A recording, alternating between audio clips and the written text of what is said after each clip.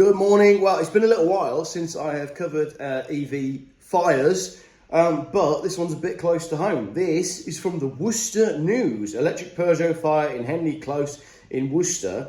This article is dated 30th of January, so this was yesterday. A mum of three said she is traumatised after she heard an explosion as her electric car went up in flames while her family slept.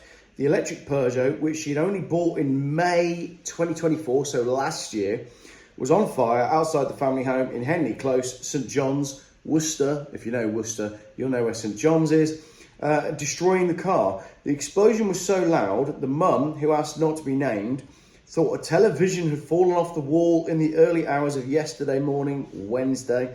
It was only when the owner saw the reflection of the flames in the neighbour's windows she realised what had happened, quickly grabbing her children and the dog and running out of the house. She said the car was not plugged in or charging. We have contacted Peugeot for a response but have not heard back prior to publication, say the Worcester News. The owner of the car said, "I was asleep, all the kids were asleep and I just heard a massive bang. At first I thought the television had fallen off the wall, but when I looked outside I saw the flames in our neighbour's windows. I was in shock. I'm traumatised, the kids are traumatised. I grabbed my three children and the dog and rushed out of the house as quickly as I could. It was an electric Peugeot with a 24 reg that I bought in May. The fire was so bad you can't even tell anymore. Here's the photos. It now looks like an old racing car that's been abandoned. The owner claimed the car was not plugged in or charging at the time of the explosion and had not been used since 7 p.m. on January the 28th. So it's not plugged in, it's not charging, and it hasn't been used for like 2-3 days. A Hereford and Worcester Fire and Rescue spokesperson said at 12:30, we were called to reports of a vehicle on fire at an address in Henley Close, Worcester. 4 crews, 2 from Worcester, 1 from Droitwich and 1 from Malvern, were sent to the scene. That's quite a lot of fire crews. Worcester obviously is fairly close to St John's. Droitwich, the fire engine would have probably had to go down the motorway, depending on where it went from. And Malvern, that's a bit of a drive as well. 4 crews went due to the large number of phone calls we received from the public to make sure the fire did not spread from the driveway to the property. Firefighters extinguished the fire. There's no casualties to report, and the crews left the scene at 1:44 a.m. That's interesting. So they're only at the scene for an hour and 15 minutes. So did it go into thermal runaway? Or it's pretty trashed if you look at the photos. This car is toast. Very fortunate that it didn't also catch the house as well, but it's a bit worrying that that's not even whilst it's charging. Right, what I'm going to do is I'm going to do some comments.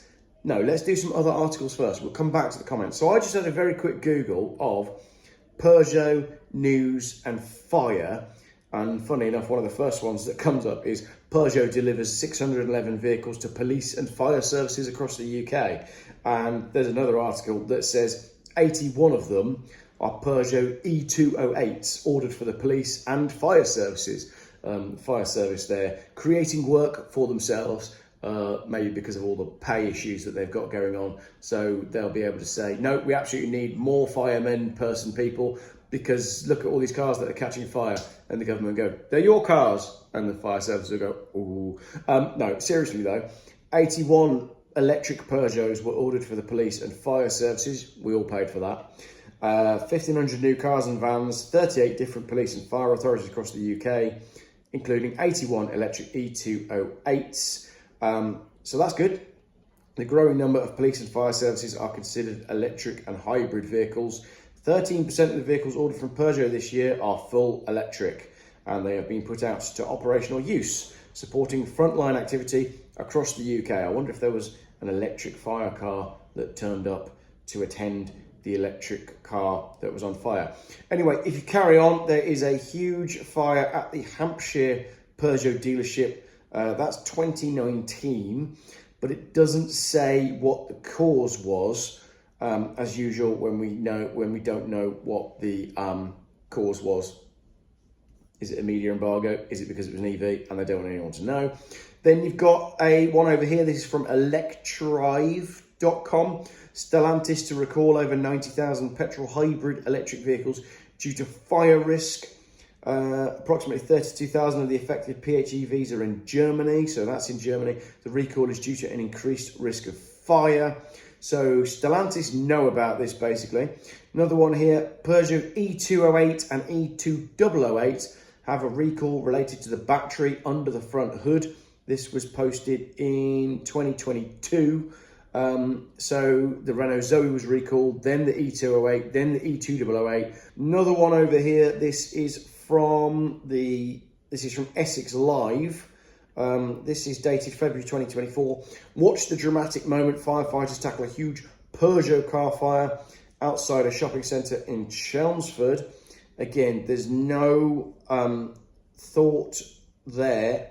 There's no comment on what the car was, but on a balance of probability based on what we just looked at, it was most likely an E208.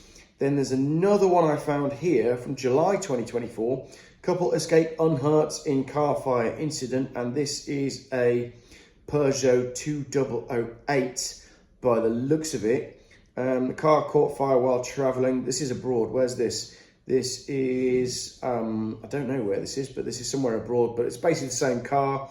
And then we've got Stellantis. This is from Club Alpha, actually, Alfa Romeo website. Thousands of cars at fire risk in Europe. Recall for Citroen, Fiat, DS, Opel and Peugeot models. That is a recall now affects vehicles in Europe. Thousands of commercial vehicles. The problem is related to the battery management unit software, which may not be able to detect some battery failure modes, increasing the risk of overheating and fire. So that's another one. And this is, I didn't spend long researching this. Another one here, Peugeot caught fire on the A1 between Bramham and Boston, 6th of July 2024. A car has been completely destroyed in a fire on a major road through Yorkshire. Despite using a hose jet reel, fire crews confirmed the car was completely destroyed. So again, the police got there fairly quickly. No mention of what car it is in that one. Then another article here from The Connection. Cars and vans recalled in France over fire and injury risk. And again, it's all the cars that we've been talking about, the E208 and the E2008. And then that's all the tabs that I've got open. So that's good news. Let's see if we can do some comments. We've got 84 comments on this one from St. John's.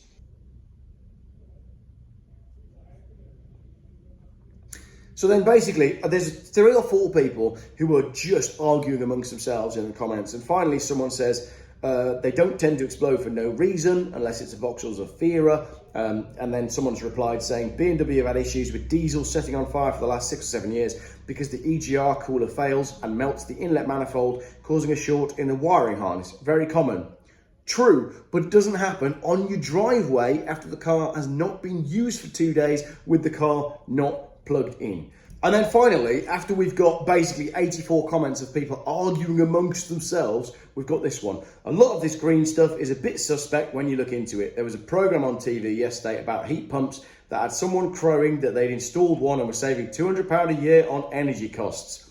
It had cost them £9,000, so only 45 years to break even. There was another guy who put in a ground source heat pump for £25,000 and he was saving £460 a year. So over 50 years to break even. Another was saying that the temperature was much more even across the rooms in their house. That was nothing to do with the heat pump, just that they'd fitted thermostatic valves on all the radiators, which could have been done on any system. The other thing that doesn't get mentioned is the size of the things. You only ever see the fan box outside the house, which is not too bad as it is outside. What they don't show you is the massive cylinders needed inside. One around the size of an old style immersion tank for the heating, and another double that size for the hot water, as well as all the associated expansion tanks, etc. No wonder they start referring to where all these all are as the plant room. Has everyone got a spare room where all this can be fitted? Brilliant. So there we go. An article about an electric car in Worcester descends into an argument with people in the comments, and we concluded with heat pumps. A very hot new video from Geoff Buys Cars. If you are the person who owned the car and you want to speak anonymously about your experience, and I would be willing to bet 50 quid that it was a Motability car, or it was on some form of purchase thing. Basically, I'd be willing to bet 50 quid that this wasn't a private buyer walking into a showroom and paying full price for a Peugeot. I'd be willing to bet it was Motability. Do contact me and you can correct us all and maybe deal with some of the ridiculous comments from people. And people of Worcester, stop arguing. Thanks for watching.